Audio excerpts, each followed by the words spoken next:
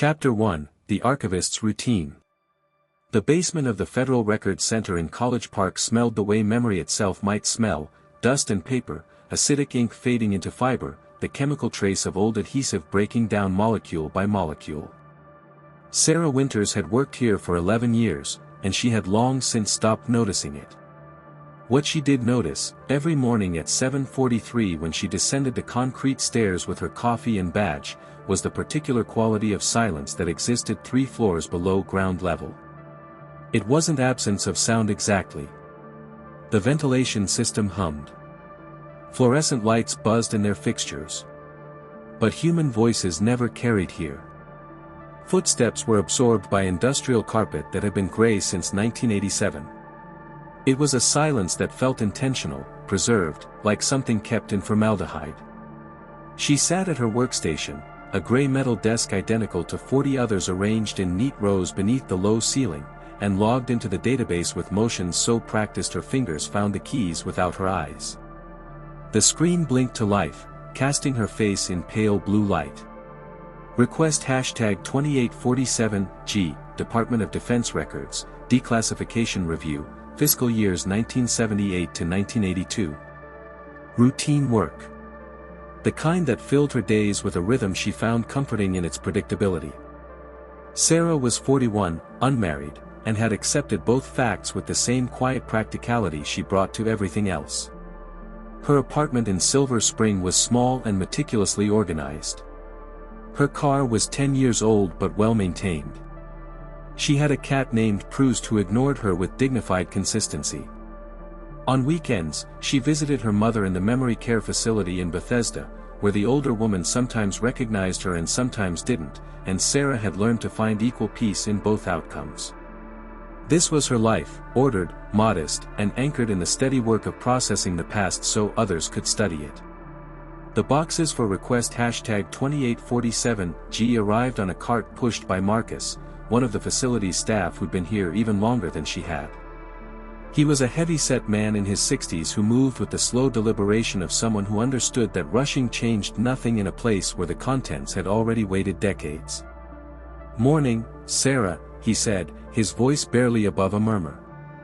Everyone spoke quietly down here, as if the records themselves were sleeping. "Morning, Marcus. What do we have?" "DOD, like you requested. 1978 to 82. Some budget documentation, personnel files, the usual." He glanced at his manifest. Couple of boxes flagged for secondary review, but that's standard for this era. Cold War stuff, you know how it goes. She did know.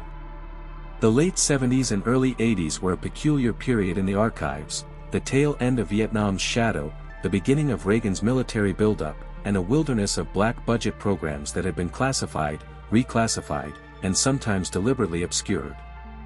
Her job was to examine each document against current declassification guidelines, redact what still needed protecting, and release the rest to researchers, journalists, and the simply curious public who filed Freedom of Information requests. Marcus left her with 6 archive boxes, each one sealed with tape that had yellowed to the color of old teeth. She opened the first box with the specialized letter opener they were required to use, nothing that might scratch or tear, and began removing folders. Budget allocations for overseas installations. Maintenance contracts for radar stations in Turkey. Fuel consumption reports for the 6th Fleet. The detritus of an empire's daily operations, now rendered into data points for historians to analyze.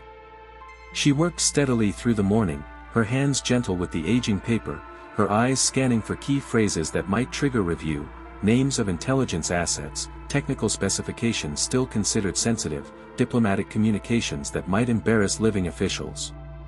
By noon, she'd processed 3 boxes and flagged 17 documents for redaction. The work required concentration but not creativity. It was archaeological, not artistic. She was excavating facts and determining which ones the present could safely hold. The 4th box was different. She noticed it immediately when she broke the seal. The folders inside weren't standard manila but a heavier stock, ivory-colored and stiff. The tab labels were typed, not handwritten, and each bore a prefix she didn't recognize: PBCW 78-001, PBCW 78-002, continuing in sequence. She pulled the first folder and opened it on her desk. The header read, Psychological Behavioral Conditioning Workshop, Fiscal Year 1978, Restricted Distribution. Sarah's pulse didn't quicken. She'd seen countless restricted programs over the years, most of them mundane once you understood the context. Restricted often meant nothing more than that the work involved classified facilities or required security clearances. She began reading the first page, a memorandum dated March 15, 1978, addressed to someone identified only as Deputy Director, Special Programs. Subject: Continuation Funding Request, Behavioral Modification Research. The workshop's third year of operation has yielded significant advances in non-pharmaceutical intervention strategies. Subject compliance rates in controlled environments now exceed 87% across all demographic categories tested. We request continuation of funding at current levels, $2.3 million annually, to expand trials to secondary sites and begin longitudinal outcome assessment. Sarah read the paragraph again. Then a third time. Behavioral Modification Research. Subject compliance. The language was clinical, but something in it felt wrong, like a photograph where the shadows fell at impossible angles. She turned to the next page. It was a roster. 23 names, each followed by an identification number, date of birth, and a column labeled Status. Most entries in the status column read Active. 3 read Terminated, Medical. 1 read Terminated, Deceased. The names meant nothing to her. Robert Chen. Patricia Morales. David Kowalski. Ordinary American names attached to birthdates that made them young adults in 1978, people who would be in their 60s now if they were still alive. The ID numbers followed no format she recognized. No social security numbers, no military service designations. Just arbitrary sequences, 447B, 523A, 601C. She set the roster aside and continued through the folder. Progress reports written in dense technical language. References to baseline testing and stimulus response modification and environmental conditioning protocols.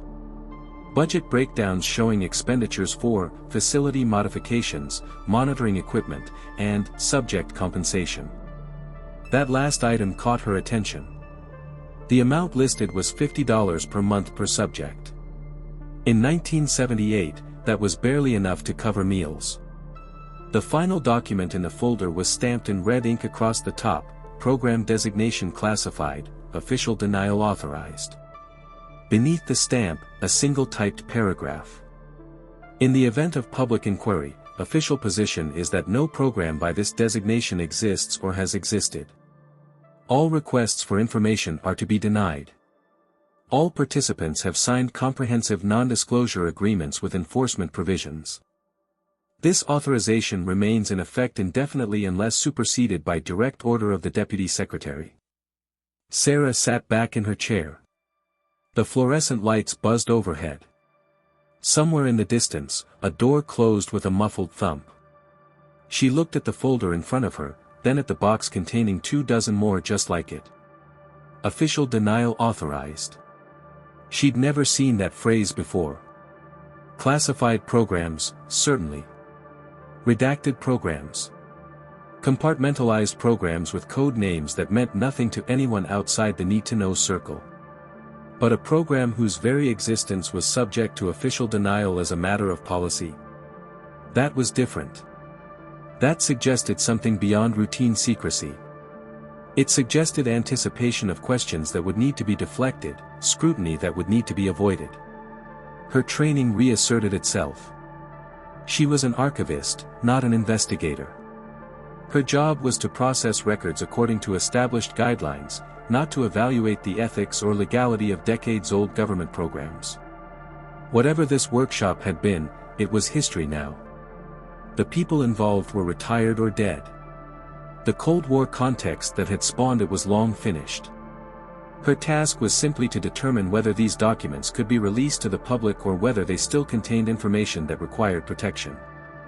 She opened her declassification manual to the relevant section and began cross-referencing. Programs involving human subjects fell under specific guidelines. She would need to verify whether institutional review board approvals had been obtained, whether participants had given informed consent, whether the research had been conducted within legal boundaries. If everything was proper, the documents could be released with minimal redaction. If not, well, that would trigger a different kind of review entirely. Sarah pulled the next folder from the box. More rosters. More clinical reports. More references to subjects by number rather than name. And then, tucked between two progress reports, a black and white photograph. It showed a large room with white walls and fluorescent lighting. 24 chairs were arranged in rows facing a blank screen. Young people sat in the chairs, men and women in their 20s, dressed in casual clothes from the late 70s, jeans, t-shirts, one woman in a floral sundress. They weren't looking at the camera. Their eyes were fixed forward at the screen with an intensity that seemed unnatural, their faces slack, their postures unnaturally still. Standing at the back of the room, partially visible at the frame's edge, was a man in a white coat holding a clipboard. He was looking at the subjects, not the camera. The expression on his face was one Sarah recognized from 1,000 other photographs in 1,000 other files: professional detachment, the gaze of someone observing data rather than people. She turned the photograph over. On the back, someone had written in blue ballpoint, Session 47, Building 6, November 1978. Sarah put the photograph down and stood up. Her legs felt unsteady. She walked to the water cooler at the end of the row and filled a paper cup, drinking slowly while her mind worked through what she'd just seen. A classified behavioral research program. Subjects who appeared to be under some form of influence. Official authorization to deny the program's existence.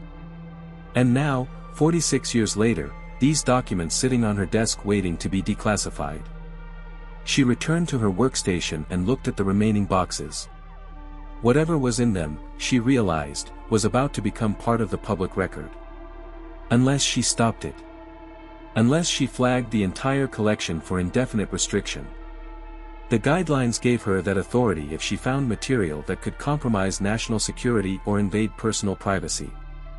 But something else was also true: if this program had been real, if people had been subjected to experiments without proper oversight, if the government had spent 4 decades officially denying something that had actually happened, then the public had a right to know. The subjects, if any were still alive, had a right to have their experience acknowledged. Sarah Winters sat at her gray metal desk beneath the buzzing fluorescent lights and understood that the routine she'd inhabited for 11 years had just ended. The decision she made in the next few minutes would determine whether the truth about this program emerged into daylight or remained buried for another generation. And unlike most of her work, which involved processing other people's decisions from long ago, this choice was entirely her own. She picked up her phone and dialed her supervisor's extension. It rang 4 times before going to voicemail. She hung up and stared at the boxes. Then she pulled her notepad close and began taking careful, detailed notes on everything she'd found, starting with the first folder and working forward, because whatever happened next, someone would need to know exactly what had been here. Outside, beyond the 3 floors of concrete and earth, the October afternoon was bright and cool. Leaves were turning. Traffic flowed on the Baltimore-Washington Parkway. People were living their lives in the present, unaware that beneath their feet, in a basement archive where silence was kept like a specimen in a jar, the past was preparing to speak. Chapter 2, The Disruption. Sarah didn't go home that evening. She stayed at her desk as the other archivists filtered out, offering quiet goodbyes she barely acknowledged. Marcus came by at 6 to collect the processed boxes, but she told him she needed to keep working, that the material required more careful review than she'd anticipated. He nodded and moved on, asking no questions. That was the culture here: everyone respected everyone else's work, and nobody pried. By 8 o'clock, she was alone on the floor. The automatic lights had dimmed to night mode, leaving only every third fixture illuminated. In the reduced light, the rows of empty desks stretched away like headstones in a cemetery. Sarah worked under her desk lamp, creating two separate piles, documents that seemed routine, and documents that deepened the mystery. The routine pile was small. Budget spreadsheets. Facility maintenance requests. Supply orders for office furniture and recording equipment. The mystery pile grew steadily larger. She found consent forms, but they were strange, single pages with dense legal language and signature lines at the bottom, no explanation of what participants were consenting to. She found medical evaluations that noted baseline psychological profiles and stress response thresholds, but never explained why such measurements were needed. She found session logs describing exposure protocols and reinforcement schedules, without stating what subjects were being exposed to or what behavior was being reinforced. And she found the names. Over 200 individuals had cycled through the program between 1978 and 1982. Most stayed for a few months. Some for over a year. The turnover rate increased sharply in 1981, subjects marked terminated, non-compliance, or terminated, administrative, with no further explanation. At 9:30, her supervisor finally returned her call. Dr. Ellen Vance had been with the National Archives for 28 years and had the measured, careful diction of someone who'd spent a career navigating bureaucratic minefields. "Sarah, you're still there. I saw your earlier message. I need guidance on something. Request 2847G, the DoD materials from 78 to 82. There's a program in here, Psychological Behavioral Conditioning Workshop. I've never seen anything structured quite like this." A pause on the line. Structured how? Sarah chose her words carefully. It appears to involve human subjects' research with minimal documentation of ethical oversight. There's specific authorization in the files for official denial of the program's existence. I'm not sure how to proceed with declassification. Another pause, longer this time. Is this related to MKUltra or any of the known programs? No connection that I can find. Different time frame, different facility codes, different administrative chain. This seems to have been separate. Send me the box numbers and folder designations. I'll need to review this with the senior staff. In the meantime, don't process anything further from those boxes. Mark them for administrative hold. Ellen, should I flag this for legal review? If there were compliance violations. Let's not get ahead of ourselves. It was 40 years ago. Context matters. We'll review it properly and make a determination. Go home, Sarah. It's late. But Sarah didn't go home. After the call ended, she sat in the dim light and stared at the photograph of the young people in their chairs, faces blank, eyes fixed forward. Something about their expressions haunted her, not fear exactly, but absence. As if something essential had been temporarily removed from them. She thought about her mother in the memory care facility, how sometimes the older woman's eyes had that same quality of distance, of being present in body but unreachable in mind. She thought about all the ways a person could be diminished, eroded, made less than whole. And she thought about the phrase that kept appearing in the documents, successful modification of baseline response. What had they been trying to modify? And why had someone decided the program's very existence needed to be deniable? Sarah pulled out her personal phone, not her work device, and photographed 3 pages. The denial authorization. One of the rosters. The photograph of the subjects. She knew it was against protocol. She did it anyway, with the same calm deliberation she brought to everything, because some part of her already understood that this story was bigger than declassification procedures, and that evidence had a way of disappearing when powerful people wanted it gone. At 10:15, she finally packed her bag and walked to the elevator. The building was nearly empty, just security staff and a few late-working researchers on the upper floors. She rode up to ground level and stepped out into the parking lot, where the October air was sharp with the smell of distant wood smoke. Her car was one of only 6 remaining in the vast lot. As she walked toward it, she noticed a dark sedan parked 3 rows over, engine running, headlights off. It might have meant nothing.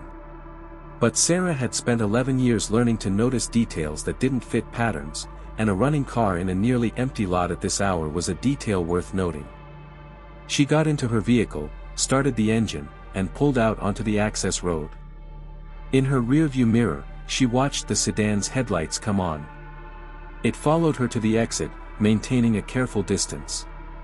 At the intersection with Route 1, she turned south toward home. The sedan turned south as well. Sarah's hands tightened on the steering wheel. She told herself she was being paranoid, that the car was probably just another late worker heading in the same direction. But she'd worked with classified material for over a decade and had never once felt like she was being followed. Until tonight. Until she'd found a program the government had spent 40 years denying existed. She drove home through streets that suddenly felt less familiar, watching her mirrors, and wondering what exactly she'd uncovered in those boxes, and who might already know she'd found it. Chapter 3, The Revelation. The sedan didn't follow her all the way home.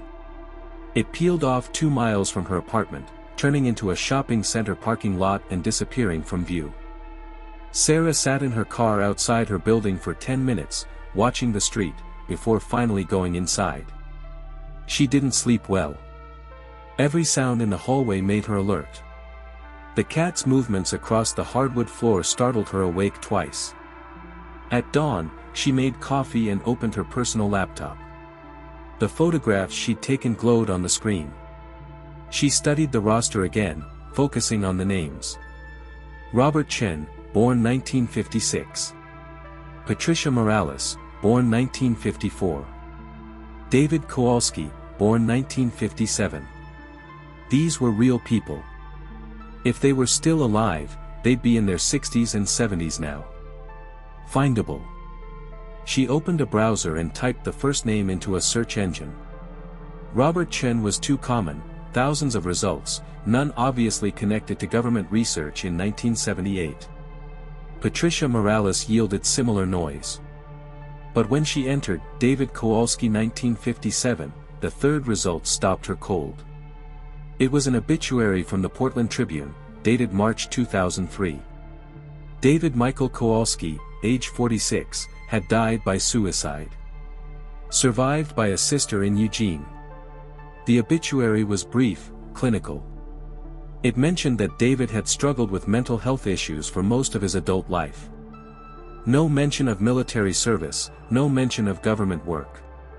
Just a life that had ended too early, reduced to 4 paragraphs in a local newspaper. Sarah sat back, her coffee growing cold in her hands. Terminated, deceased. The file had listed him as active through 1979, then nothing. And 24 years later, dead by his own hand after decades of mental health struggles. Correlation wasn't causation. She knew that. But the timing gnawed at her. She searched for an hour, finding fragments, a Patricia Morales who'd been a plaintiff in a class action lawsuit against a pharmaceutical company in 1989. A Robert Chen who'd published a self-help book in 1995 about recovering from trauma. Nothing definitive. Nothing that proved connection. But patterns emerging from the noise, like a photograph developing in chemical bath. Her phone rang. Dr. Vance. Sarah, we need you to come in early. 8 o'clock. Bring everything you've documented about the workshop materials. I can be there in 40 minutes. 8 o'clock, Sarah. Not before. The line went dead. The drive to College Park felt different in morning light. Sarah kept checking her mirrors, but saw nothing suspicious. The Federal Records Center looked mundane and bureaucratic as always, a concrete building that could have housed any government function, designed to be forgettable. But when she badged in, the security guard asked her to wait. 2 minutes later, a man in a dark suit appeared. Not Dr. Vance. Someone Sarah had never seen before. Ms. Winters? I'm James Corrigan, Office of General Counsel. If you'll come with me, please. They didn't go to the basement. Instead, he led her to a conference room on the 3rd floor she'd never accessed before. Dr. Vance was there, along with 2 other people Sarah didn't recognize, a woman in her 50s with steel gray hair and a younger man taking notes on a laptop. Corrigan gestured to a chair. Ms. Winters, thank you for your cooperation. We need to discuss the materials you found yesterday in the DoD collection. Sarah sat slowly. I was planning to provide a full report. You photographed documents. The gray-haired woman's voice was flat, stating fact. Using your personal phone. That's a serious breach of protocol. Sarah's mouth went dry. How did you? We monitor for that kind of activity. Security protocols. The woman leaned forward. I'm Andrea Walsh, Deputy Director of Security Operations. What you stumbled onto yesterday is more complicated than you realize. The Psychological Behavioral Conditioning Workshop was a legitimate research program conducted under proper authority. It was classified for valid national security reasons. And yes, its existence was subject to official denial, but that was standard practice for certain Cold War-era programs. Standard practice to experiment on civilians? Walsh's expression didn't change. The program involved volunteers who were fully compensated and who signed comprehensive consent agreements. What you interpreted as concerning was actually careful documentation of a sensitive but legal research initiative. The subjects were paid participants in a study of stress response and behavioral adaptation, relevant to military training and intelligence operations. Sarah looked at Dr. Vance, who wouldn't meet her eyes. She looked at Corrigan, whose face remained professionally neutral. And she understood with sudden clarity that she was being managed, contained, redirected away from something they didn't want examined. I found an obituary, Sarah said quietly. David Kowalski. He killed himself in 2003. The file said he was in the program. One person with mental health issues doesn't prove anything, Walsh replied. Correlation isn't causation, Ms. Winters. Surely in your work you've learned that. Then declassify it. If it was legitimate, if everything was proper, release the files. Let researchers evaluate it. Silence filled the conference room. Walsh and Corrigan exchanged glances. Finally, Walsh spoke. The files will remain classified under national security exemptions. What happens next depends on you. We can treat yesterday's protocol breach as an isolated mistake by an otherwise exemplary employee. Or we can treat it as something more serious. Your choice. Sarah felt the walls closing in. But beneath the fear, something else was hardening into certainty. They were protecting something. And whatever it was worse than they were admitting. I understand, she said, though she didn't. Not yet. But she would. Whatever they'd done to those 200 people, whatever the psychological behavioral conditioning workshop had really been, she was going to find out. Even if it meant losing everything she'd built in her careful, ordered life. Chapter 4, The Climax. Sarah signed the papers they put in front of her. A non-disclosure agreement. An acknowledgement of security protocols. A statement that she would not discuss the materials she'd reviewed with anyone outside authorized channels. She signed mechanically, her hand steady, while her mind raced through what she'd already done that morning before coming to work. She'd emailed the photographs to 3 different addresses. Her personal email. An encrypted cloud storage account she'd created at dawn. And, this was the one that would matter, a reporter at the Washington Post whose byline she'd seen on stories about declassified government programs. The email was simple: I work at the National Archives. I found something you should see. More to follow if you're interested. The meeting ended. Walsh and Corrigan left. Dr. Vance remained, her face drawn. Sarah, I need you to understand, I didn't know they were going to come down this hard. I thought it would just be a routine review. But you called them. I had to. It's procedure. Anything this sensitive. Vance stopped, rubbed her eyes. Go home. Take a few days. Let this settle. You're a good archivist. Don't throw away your career over something that happened before you were born. Sarah went to her desk and collected her belongings. The boxes were gone. Her workstation had been cleaned, any notes she'd left removed. It was as if yesterday had been erased. She walked out of the building into bright morning sunlight, got in her car, and drove. But not home. She drove to Bethesda, to the memory care facility where her mother lived. She needed to see something real, something that couldn't be denied or classified or made to disappear with signatures on legal documents. Her mother was in the common room, sitting by a window. At 73, Margaret Winters was still beautiful, white hair carefully brushed, wearing the blue cardigan Sarah had brought her for Christmas. She looked up when Sarah approached, and for a moment there was no recognition. Then something shifted behind her eyes. Sarah. You came. I always come, Mom. Do you? Her mother frowned, uncertain. I lose track of the days. Sarah sat beside her and took her hand. The skin was papery, cool. Mom, do you remember your work? Before you retired? You were a nurse. At Walter Reed. Yes. The memory was clear, solid. The distant past more accessible than yesterday. Did you ever see things? In the hospital? Things that didn't seem right? Her mother's expression clouded. Why are you asking this? I found something at work. A program where they did experiments on people. I think they hurt them. And now people are trying to make me pretend I never saw it. Margaret was quiet for a long moment, staring out the window at the garden where other residents walked slowly along paved paths. When she spoke, her voice was stronger than it had been in months. 1979, maybe 1980. We had patients transferred in from somewhere. No regular admitting paperwork. Just DOD authorizations. They were young people, mid-20s mostly. They had problems. Nightmares. Couldn't handle loud noises. Some of them didn't seem to know who they were. Like they'd been hollowed out. Sarah's breath caught.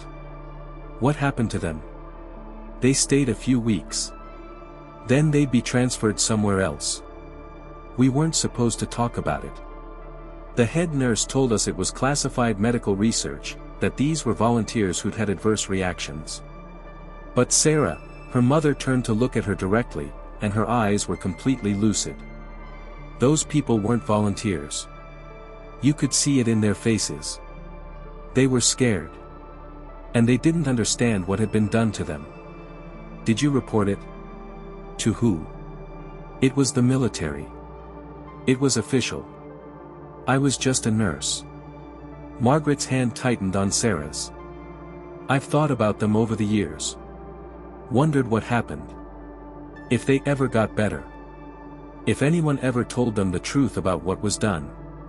Sarah felt something break open inside her chest. I can tell them, Mom. I found the records.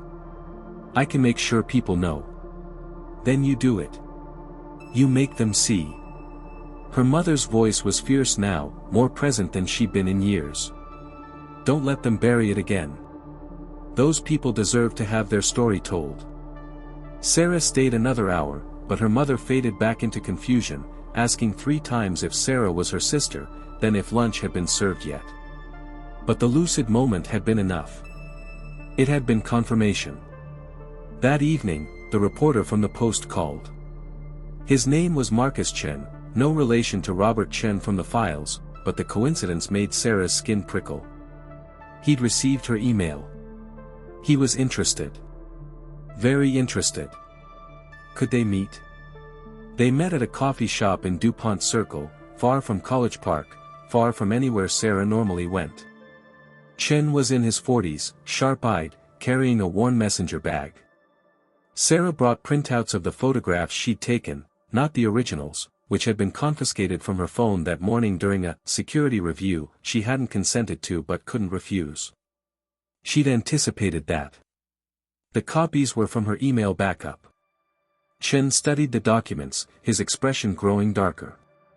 Jesus. This is, do you know what you're handing me?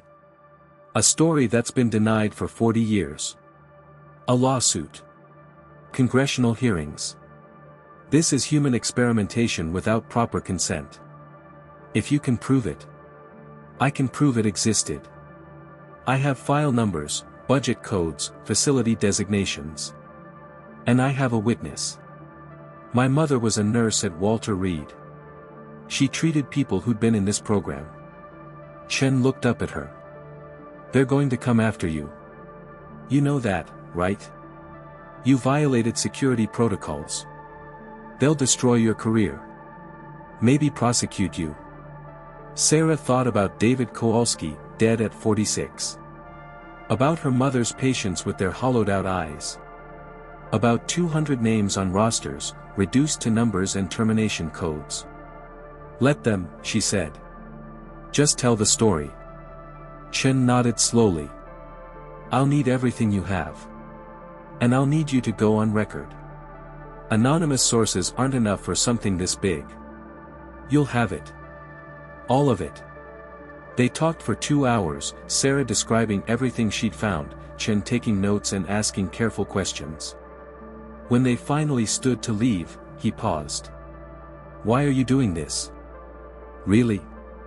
Sarah thought about her careful life, her ordered routines, her 11 years of processing other people's secrets in a basement where silence was preserved like a specimen. She thought about all the ways she'd kept herself small and safe and unnoticed. Because someone has to, she said. And it turned out to be me. She walked out into the night air, knowing her old life was over, knowing what came next would be harder than anything she'd faced. But for the first time in years, she felt like she was doing something that mattered. The truth was coming. And 40 years of denial were about to end. Chapter 5, Resolution and Reflection. The story broke on a Tuesday morning, 6 weeks after Sarah's meeting with Marcus Chen. She was sitting in a lawyer's office in downtown D.C. when her phone lit up with notifications. The Washington Post's homepage showed the headline in bold, "Declassified documents reveal secret government program conducting behavioral experiments on civilians, 1978 to 1982. Chen had done thorough work. He'd tracked down 12 former participants, people who'd lived for decades thinking they were alone in their experience, forbidden by non-disclosure agreements from speaking about what had happened to them. He'd found corroborating evidence in budget records and facility logs. He'd gotten 3 former program administrators to speak on background, their guilt finally outweighing their fear after 4 decades. And he'd put Sarah's name in the story, despite her lawyer's advice against it. She'd insisted. If she was asking others to be brave, she couldn't hide. The response was immediate and overwhelming. By noon, the story was everywhere, network news, cable channels, social media. By evening, 2 senators had called for hearings. By the next morning, the Department of Justice had announced an investigation into whether laws had been violated. Sarah's security clearance was revoked. She was terminated from the National Archives for breach of protocol. Her apartment was visited twice by FBI agents asking questions about how she'd obtained classified materials. Her lawyer, a sharp woman named Jennifer Torres who specialized in whistleblower cases, told her they were building a prosecution, that she could face serious charges. But they won't pursue it, Torres said with certainty. Not now. Not with public attention this intense. They'll make noise, but prosecuting you means a trial, and a trial means discovery, and discovery means more documents become public. They want this contained, not expanded. Torres was right. 3 weeks after the story broke, the Justice Department quietly announced that while Sarah's actions had been inappropriate, they would not pursue criminal charges, in light of the significant public interest in government transparency. But the real vindication came more slowly, in pieces. A congressional hearing in January where former participants testified. Patricia Morales, now 70, speaking in a steady voice about the sessions where she'd been shown images designed to trigger fear responses, then given drugs to suppress those responses, over and over until her own emotional landscape became foreign to her. Robert Chin describing years of insomnia and panic attacks, never understanding their origin until he saw the Post article and finally had a name for what had been done to him. A report from the Government Accountability Office in March confirming that the psychological behavioral conditioning workshop had operated without proper oversight, that consent forms had been deliberately vague, that participants had not been informed of potential long-term psychological effects. The program's goal, the report concluded, had been to develop techniques for resistance to interrogation and enhanced compliance in hostile environments, in other words, to break down and rebuild human psychological responses for intelligence purposes. A class action lawsuit filed in April by 63 former participants seeking compensation for medical costs, therapy, and damages. The government settled in August for an undisclosed sum, with no admission of wrongdoing but with an agreement to provide lifetime mental health services to anyone who could prove participation. And finally, in October, exactly 1 year after Sarah had opened those boxes in the basement, an official apology from the Director of National Intelligence, acknowledging that the program had caused harm, that participants had been misled, and that the government's 40-year denial had compounded the injury. Sarah watched the apology on television from her mother's room at the memory care facility. Margaret was having a good day, lucid enough to understand what she was seeing. "Those were your people," her mother said softly. "The ones I told you about. Some of them, probably. We'll never know all the connections. Too many records were destroyed before I found what was left. But you found enough." "Enough," Sarah agreed. She never returned to archival work. The notoriety made it impossible. Half the federal government saw her as a hero, the other half as a traitor, and neither perception was compatible with the quiet, meticulous work she'd once loved. Instead, she went to work for Torres's law firm, using her skills to help other whistleblowers navigate the complex landscape of classified information and public disclosure. It wasn't the life she'd planned. Her apartment in Silver Spring was gone, traded for a smaller place in Arlington she could afford on a paralegal salary. Her careful routines were disrupted beyond recognition. Some former colleagues wouldn't speak to her. Others praised her courage. She'd lost her anonymity, her security, her comfortable predictability. But on quiet evenings when she visited her mother, or when she read updates about the survivors of the program getting the help they needed, or when she received emails from people thanking her for exposing the truth, Sarah felt something she'd rarely experienced in her careful, ordered previous life. She felt like she mattered. Like her existence had weight beyond the processing of other people's histories. She had made history herself, however small her part in the larger story. 2 years after the initial revelation, David Kowalski's sister contacted Sarah. Her name was Ellen, and she lived in Eugene, teaching high school English. They met for coffee on a gray November afternoon. "I never understood why David was the way he was," Ellen said, her hands wrapped around her cup for warmth. "He was so bright as a kid. Then after college, something changed. He couldn't hold jobs. He had these episodes where he'd just disappear inside himself. And he never told me why. Never told anyone. The non-disclosure agreements had harsh penalties. He was probably afraid. He was afraid of everything, toward the end. But at least now I know it wasn't his fault. It wasn't some weakness in him. Something was done to him." Ellen's eyes filled with tears. "I just wish he'd lived long enough to know that other people understood. That he wasn't alone." Sarah reached across the table and took Ellen's hand. "I'm sorry I couldn't find the truth sooner. You found it when you were supposed to find it. When the documents came to you. Maybe that's how these things work. Maybe it was." Sarah didn't believe in fate, but she believed in the strange timing that brings certain people to certain moments, that puts the right pair of eyes on the right piece of paper at the right time. She'd been looking for routine that day in October. Instead, she'd found a reckoning. The leaves were falling when she left the coffee shop, carpeting the sidewalk in shades of copper and gold. Sarah walked slowly, in no hurry to be anywhere in particular. Somewhere in the country, 63 people were rebuilding their lives with the support they'd been denied for 40 years. Somewhere, the children and siblings and partners of those who hadn't survived were finding answers to questions that had haunted them.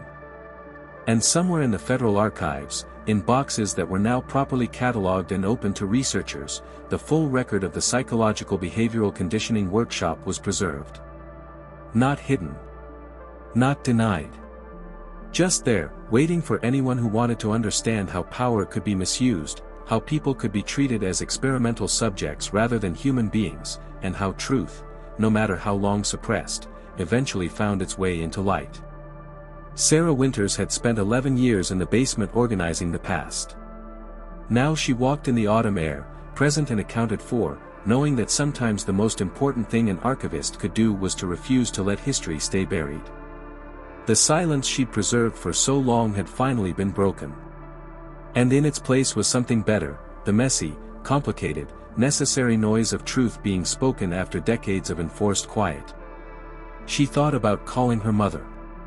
She thought about the work waiting on her desk tomorrow. She thought about all the other secrets still hidden in archives and filing cabinets, waiting for someone brave enough or stubborn enough to bring them into daylight. Then she went home to her small apartment and her dignified cat, to her modest life that had been turned inside out and rebuilt into something she hadn't planned but had learned to value. The careful routine was gone. But what remained, purpose, meaning, the knowledge that she'd done something that mattered, was better than anything she'd had before. The program they'd denied for 40 years was denied no longer. And that, Sarah thought as evening settled over the city, was worth everything it had cost.